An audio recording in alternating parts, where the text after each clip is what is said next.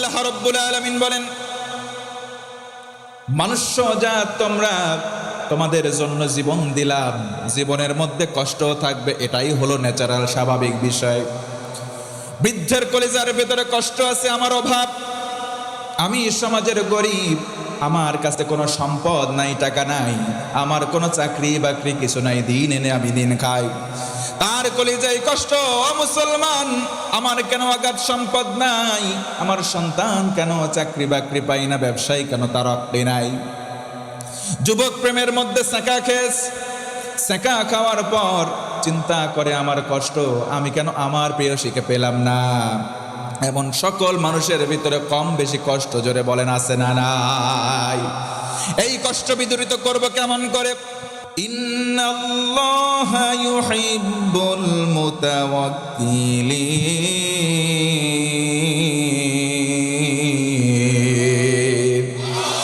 আমার আল্লাহ বলেন, ও গোলাম, তোমার ভিতরে তাওয়াক্কুল আছে, তোমার ভিতরে আল্লাহর প্রতি ভরসা আছে, তোমার কোনো টেনশন নাই, কারণ আমি আল্লাহ সরাসরি তোমাকে ভালোবাসি। জোরে বলুন সুবহানাল্লাহ। আজকে সমাজে আমরা কষ্টের মধ্যে আছি, অভাব অনটনের মধ্যে আছি, আপনার কোনো টেনশন নাই, যদি একমাত্র ভরসা করেন আল্লাহর প্রতি, আল্লাহ রাব্বুল আলামিন আপনার হয়ে যাবে। আরেকবার বলুন সুবহানাল্লাহ। আল্লাহ রাব্বুল আলামিন বলেন, ফি জান্নাতি ইয়াতাসাআলুনা আনিল মুজরিমিন মা সালাকাকুম ফি সাকার ক্বালু লাম নাকু মিনাল মুসাল্লিন।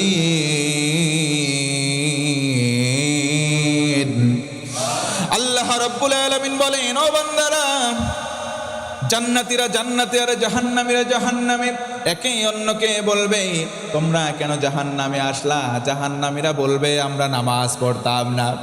ও মুসলমান, জানতে চাই নামাজ আমরা ধরবো নাকি ছেড়বো? অনেক মুরব্বী আছে, যদি বলেন তো মুরব্বী, মাগরিবের নামাজ কয় রাকাত পড়তে হয়? মুরব্বী বলবে রাকাত কত জানি না। ওই মুরব্বীকে বলবেন, মুরব্বী শুনলাম তোমার ওই বিলের মাঠে একটু জমি আছে। মুরব্বী বলবে, আছে মানে দাগ নাম্বার এত, পর্চা নাম্বার এত, খতিয়ান নাম্বার এত, সব ঠুকস্ত বলে দেয়। কথা বলেন ঠিক কিনা? আমি বলবো, মুরব্বী তোমার থামার সময়, নামাজ ধরার সময় হয়েছে। কথা বলেন ঠিক কিনা? ইন্নাল্লাহা মা'আস সাবিরিন। আমার আল্লাহ বলেন, ও গোলাম, নিশ্চয় আমি আল্লাহ যারা ধৈর্যশীল বান্দা হবি তাদের সঙ্গেই থাকবো। জোরে বলুন সুবহানাল্লাহ। আল্লাহ রাব্বুল আলামিন বান্দার মানুষের কষ্ট থেকে, বান্দার মন থেকে কষ্ট দূর করার জন্য যেই 4টা আমল দিলেন, 3 নম্বর আমল হলো আল্লাহর জিকির দ্বারা মানুষের অন্তরটাকে সাজালে আল্লাহ কষ্ট দূর করবেন। সুবহানাল্লাহ। আল্লাহর জিকির করার দরকার, জোরে বলেন তো আছে না নাই? আল্লাহর জিকিরের নাম শুধু আল্লাহ আল্লাহ নয়, আল্লাহর জিকিরের অন্যতম আরেকটা ভার্সন হলো কোরআনে কারিমের তেলাওয়াত। পড়েন সুবহানাল্লাহ। ফাযকুরুনি আযকুরুকুম ওয়াশকুরুলি ওয়ালা তাকফুরুন। বান্দারে আমাকে স্মরণ করো, আমি তোমাকেও স্মরণ করব, আমার শুকরিয়া করো, অকৃতজ্ঞ হয়ো না। আল্লাহ বলেন, উদউনি আস্তাজিব লাকুম। বান্দারে আমার কাছে চাও, আমি তোমার চাওয়া পূরণ করব। এই জন্য স্মরণ করব কাকে? বেশি বেশি কোরআন পড়ব, কারণ তাফসিরে ফি জিলালিল কোরআন আল্লামা সাইয়্যিদ কুতুব শহীদ রহমাতুল্লাহি আলাইহি তিনি বলেন, এই কোরআনটা হচ্ছে এমন নিয়ামত। ফি জিলালিল কোরআন হিয়া নি'মাল্লাহ। কোরআনের সায়ারটা হচ্ছে আল্লাহর নিয়ামত। এটা হলো 3 প্রকার। কেউ যদি বলে আমি কোরআন পড়ব, কোরআন বুঝবো, কোরআন দিয়ে আমার জীবন গড়ব, সঙ্গে সঙ্গে 3টা পুরস্কার লাভ করবে। নাম্বার 1, 1 নম্বর হলো তারফাউল উমার। আল্লাহ রাব্বুল আলামিন ওই বান্দার সম্মান দুনিয়াতে বাড়াবেন। তাবারাকাহুল হায়াত, ওই বান্দার জীবনে আমার আল্লাহ বরকত ঢেলে দিবেন। জোরে বলুন সুবহানাল্লাহ। 3 নম্বরে পুরস্কার হলো তাসকিয়াহুল হায়াত। ওই বান্দার জীবনে আল্লাহ রাব্বুল আলামিন গুনাহ খাতা মাফ করে নিট এন্ড ক্লিন বানাবেন। আরেকবার আল্লাহু আকবার। এই জন্য আমরা আমাদের অন্তর থেকে কষ্ট দূর করতে চাই। 3 নম্বর আমল, বেশি বেশি আল্লাহকে স্মরণ করব। অন্যতম মাধ্যম হলো কোরআনে কারিমের তেলাওয়াত। বেশি বেশি কোরআন তেলাওয়াত করার চেষ্টা করব ইনশাআল্লাহ। 4 নম্বর হলো নিজের ভুল স্বীকার করা, আল্লাহর কাছে তওবা করা। বেশি বেশি তওবা করলে আমার আল্লাহ ওই বান্দার মন থেকে কষ্টগুলো দূর করেন। এই জন্য বলেন তো, আমাদের জীবনে ছোটখাটো গুনাহ আছে না নাই? আল্লাহ রাব্বুল আলামিন বলেন, মান তাবা ওয়া আমানা ওয়া আমিলা আমালান সালিহান ফাউলাইকা ইউবাদদিলুল্লাহু সাইয়্যাতিহিম হাসানাত। আল্লাহ রাব্বুল আলামিন বলেন, বান্দারে তুমি যদি তওবা করো আর যদি তোমার ঈমানটাকে মজবুত করো, আমি আল্লাহ রব্বুল আলামিন তোমার পিছনের জীবনের গুনাহগুলোকে নেকি দ্বারা পরিবর্তন করে দিব। জোরে বলুন সুবহানাল্লাহ।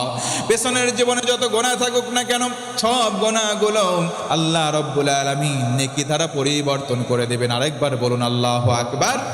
এই 4টা আমল যদি আমরা করতে পারি, 4টা আমল করার পর আল্লাহ রব্বুল আলামিন বান্দার মনটাকে শান্ত করবেন। মনের মধ্যে যত প্রকার দুঃখ কষ্ট আছে আল্লাহ সব কিছু তুলে দেবেন। জোরে কোন সুবহানাল্লাহ।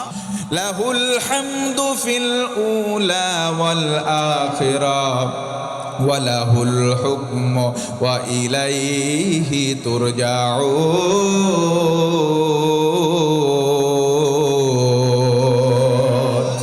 আমার আল্লাহ বলেন, ও গোলাম, লাহুল হামদু ফিল উলা, প্রত্যেকটা কাজের শুরুতে প্রশংসা আল্লাহর, প্রত্যেকটা কাজের শেষে আল্লাহর প্রশংসা করো। আমরা যদি বলি কারণ কি, আল্লাহ বলেন লাহুল হুকমু, ক্ষমতার মালিক কে? ওয়া ইলাইহি তুরজাউ, ফিরবাও কার দিকে? ও মুসলমান বলেন, দুনিয়ার সফর শেষ করে আমরা ফিরবো একজনের দিকে, তিনি কে? এই যে মৃত্যুর সময় সীমা কি আমরা কেউ জানি? জোরে বলেন তো, জানি? আল্লাহ রাব্বুল আলামিন বলেন, ইযা জাআ আজালুহুম লা ইস্তাখিরুনা সাআতান ওয়া লা ইস্তাকদিমুন। আমার আল্লাহ বলেন, ও গোলাম, যখন তোমার আজাল, মৃত্যুর সময়সীমা ঘনাবে, 1 সেকেন্ড তোমাকে ছাড় দেওয়া হবে না। জায়গার মধ্যে তুমি ওফাত বরণ করবা। ওফাত বরণ করার পরে আমাদেরকে রাখা হবে একটা জায়গার মধ্যে, সেটা হলো কবরস্থান। কথা বলেন ঠিক কিনা? এই জন্য দুনিয়ার জমিনে যখন এসেছি, বিদায় একদিন নিবই নিব। এই জন্য আল্লাহ বলেন, গোলাম, ওই যে জীবনটা তুমি পেয়েছো, হায়াতের ভেতরে একটা কাজ যদি করতে পারো, আমি 2টা পুরস্কার দেব। কাজের সংখ্যা আল্লাহ বললেন, বান্দা একটা, কয়টা? একটা কাজ হলো অন্যতম। আল্লাহ রাব্বুল আলামিন বলেন, ও গোলাম, যদি আমাকে রব বলে টিকে থাকতে পারো, আমরা বলতে চাই আল্লাহ আমার রব, আল্লাহ আমার সব। আমার সঙ্গে একমত আছেন যারা যারা 2টো হাত তুলে আল্লাহু আকবার বলেন তারা। আল্লাহ রাব্বুল আলামিন বলেন, ইন্নাল্লাযীনা ক্বালু রাব্বুনাল্লাহু সুম্মা ইসতাকামু তাতানাজ্জালু আলাইহিমুল মালায়েকা আল্লা তাখাফু ওয়া লা তাহজানু ওয়া আবশিরু বিল জান্নাতিল্লাতী কুনতুম তুআদুন।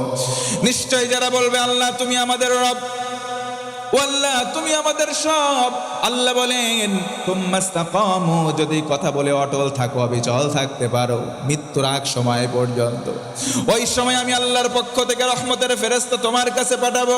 ফেরেশতা এসে বলবে লা তাখাফু ওয়া লা তাহজানু, কোনো তোমার ভয় নাই, কোনো চিন্তা নাই। সুবহানাল্লাহ।